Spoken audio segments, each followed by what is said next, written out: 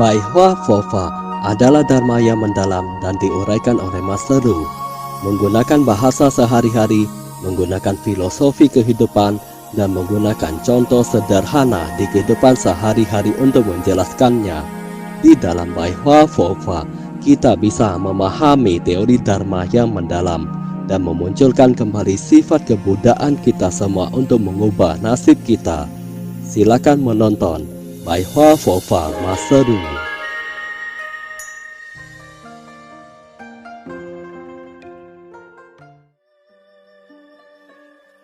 Bai Hua Fofa Guangbo Jiangzuo episode 34 Kehidupan yang tidak jelas eksistensinya. Meninggalkan wujud semua makhluk adalah tanah suci. Dengan demikian, pikiran kita akan tenang. Orang yang pesimis adalah orang yang tidak memiliki akibat untuk bisa bertemu dengan sifat sejatinya. Orang pesimis yang sedih dan tidak bisa berpikir dengan jernih selalu memikirkan anakku, pekerjaanku, masalahku yang ini dan itu. Jika dia tidak bisa berpikir dengan jernih, itu artinya dia tidak memiliki akibat untuk bertemu dengan sifat sejatinya. Apakah kalian tahu maksud dari tidak memiliki akibat di sini? Itu artinya dia tidak bisa berpikir dengan jernih. Jika tidak benar-benar melepaskannya, mana mungkin Anda mendapatkan akibat tersebut?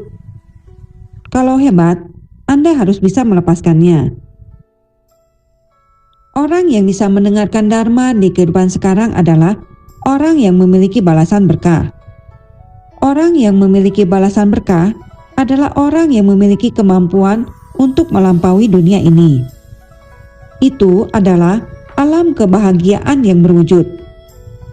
Apa arti dari kalimat ini? Jika Anda memiliki balasan berkah, maka Anda akan bisa berpikir dengan jernih bahwa dunia ini adalah kepalsuan dan kekosongan. Semua itu akan mengalami kekosongan. Seberapa hebatnya Anda di lingkungan pekerjaan, Anda akan pensiun suatu hari nanti. Begitulah perumpamaannya. Kita harus melampaui alam kebahagiaan yang ada di dunia ini. Itu artinya Anda harus melihat segala hal yang ada di dunia ini dengan jelas, karena dia akan berubah. Jika masih belum berubah, ia pasti akan berubah beberapa hari lagi. Jika lebih lama lagi, mungkin bulan depan. Jika lebih lama lagi, mungkin tahun depan. Semuanya pasti akan berubah. Jika diperpanjang lagi, mungkin 3-5 tahun. Dalam ramalan takdir, dikatakan bahwa 3-5 tahun adalah titik perubahan takdir besar. Tujuan adanya alam kebahagiaan adalah untuk menambahkan keyakinan, keinginan, tindakanmu. Meskipun Anda tidak pernah pergi ke alam kebahagiaan, tapi Anda bisa sangat bahagia. Alasan mengapa ada orang yang bisa terus bahagia adalah karena dia mengordinasi semua itu.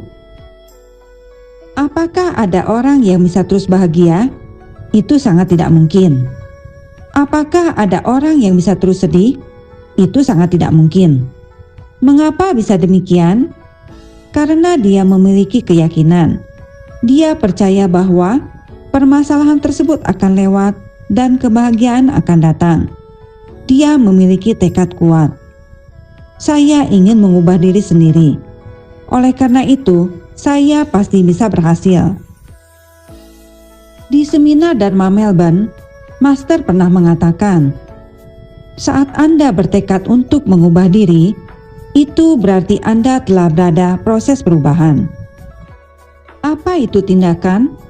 Itu artinya Anda mengerjakannya dengan baik, bukan hanya sekedar diucapkan. Banyak orang yang mengatakan, saya ingin mengubah diri. Apakah dia bisa mengubahnya? Betapa sulitnya jika kita ingin mengubah kebiasaan buruk. Menghilangkan kebiasaan buruk membuang dahak sembarangan saja sulit diubah. Apakah kebiasaan menapar orang dengan tidak sopan mudah diubah? Kita harus mengubah kebiasaan buruk, baik itu anak muda maupun orang tua. Ada orang yang memang tidak bisa tertawa. Itulah mengapa Master mengajarkan Dharma agar kalian bisa tertawa, karena agar kalian bisa mempelajarinya dengan gembira. Saat Anda tertawa, kalian akan merasa lega dan gembira. Dengan demikian, Anda pasti bisa menerima pendapat orang lain. Jika Anda membuat orang lain menderita, mereka pasti tidak mau menerima pendapatmu. Ketika orang tersebut menderita, apakah dia bisa menerima pendapatmu? Itu sangatlah tidak mungkin. Bahkan, dia tidak mau mempedulikanmu. Hal terbesar dalam kehidupan ini adalah kematian. Selain kematian, semuanya adalah hal kecil yang bisa diubah. Janganlah takut. Bukankah kematian sangat mengerikan? Untuk apa takut pada hal-hal kecil lainnya? Anda hanya cukup baca parita dan semuanya selesai. Hal pertama dalam pembinaan diri adalah terbebas dari kelahiran dan kematian. Kita harus bahagia di dalam Dharma. Karena saat Anda tidak mati, Anda tidak akan tergesa-gesa. Karena setiap hari adalah ketidakkekalan. Jika Anda yakin, maka Anda akan mendapatkan penyelamatan. Ingatlah 4 kata ini. Jika Anda yakin, maka Anda bisa diselamatkan. Membina diri adalah pembebasan. Jika Anda membina diri, maka Anda akan langsung terbebaskan. Jika Anda yakin, maka Anda akan bisa diselamatkan. Membina diri adalah pembebasan. Yakin, maka akan mendapatkan penyelamatan. Setelah bertemu dengan Buddha, maka akan terbebas dari kelahiran dan kematian. Jika Anda sudah bisa melihat Pusa, Anda tidak akan takut mati. Karena Pusa akan menjaga dan membantumu agar Anda hidup bahagia. Setelah Anda bertemu Pusa, akan timbul kepercayaan dirimu. Bahkan Anda tidak akan takut karena kanker. Bertobatlah sungguh-sungguh. Dan setelah Anda bertemu Pusa, Anda pasti akan terbebas dari kelahiran dan kematian dan Anda tidak akan takut. Praktisi Buddhis bisa menyelamatkan semua makhluk.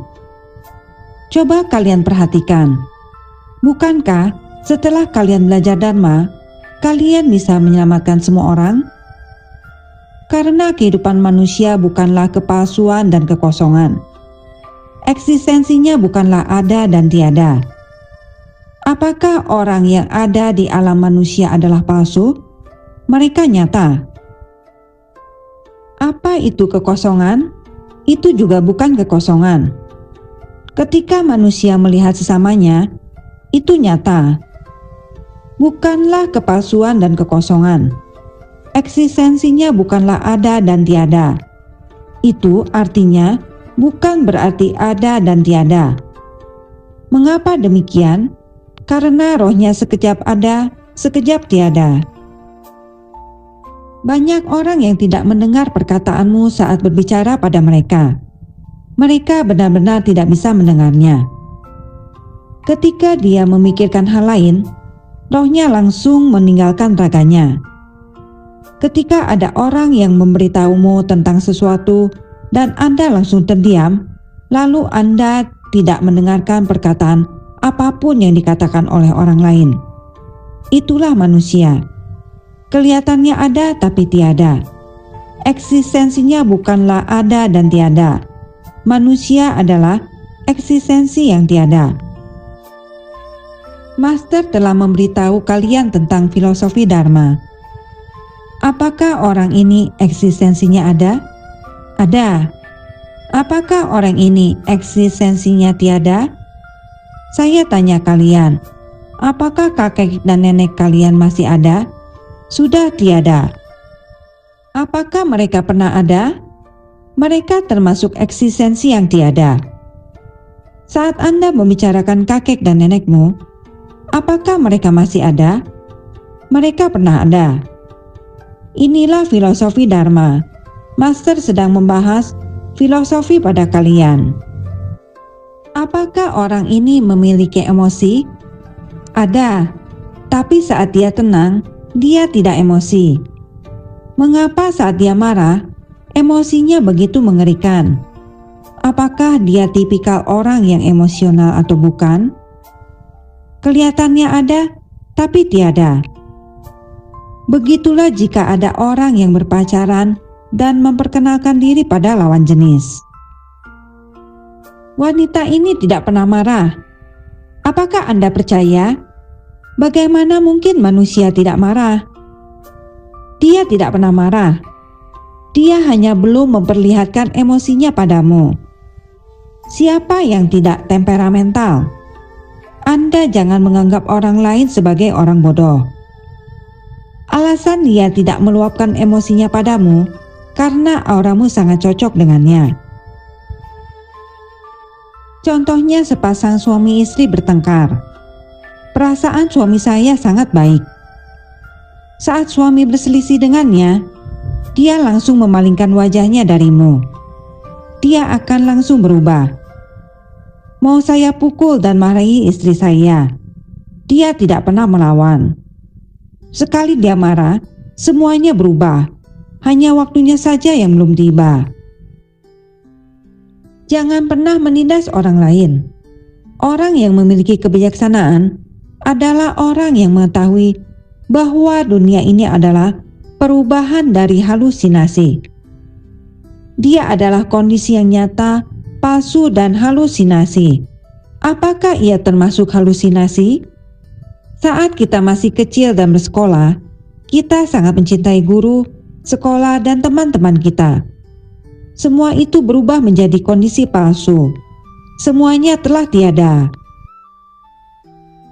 Kita harus tahu bahwa dunia ini tidak ada kelahiran dan kematian. Kematian dan kelahiran adalah sebuah kepalsuan. Dia akan mati setelah dilahirkan dan akan dilahirkan kembali setelah mati. Bukankah dua hal itu yang terpenting? Selain kedua hal terpenting tersebut, sisanya hanyalah masalah kecil. Jangan terlalu menganggap hal itu terlalu serius. Praktisi Buddhis harus mengetahui bahwa kita harus memandang dunia ini secara terbalik. Banyak orang yang mengira tujuannya datang ke dunia untuk mencari uang. Demi ini dan itu untuk memenuhi nafsu keinginan saya. Sebenarnya semua itu terbalik. Bodhisattva berkata, semakin banyak keinginan kalian, kalian akan mendapatkan lebih banyak penderitaan. Kalian harus mengetahui keinginan kalian. Jika ada yang bertanya padamu, apakah Anda menginginkan penderitaan? Siapapun akan menjawab, tidak mau. Tapi semua orang malah menginginkan penderitaan. Mengapa demikian? Karena Anda selalu mengejar dan hidup di dalam nafsu keinginan. Maka Anda telah hidup di dalam penderitaan. Manusia selalu menginginkan hal yang tidak bisa dicapai. Bukankah pada akhirnya dia menderita? Hanya dengan Dharma, kita baru bisa menyingkirkan penderitaan. Terima kasih telah menyaksikan pencerahan Pai Pho Pho Pha Master Lu Jun Hong. Bergembira dalam Dharma bersama dan menyelamatkan makhluk yang berjodoh.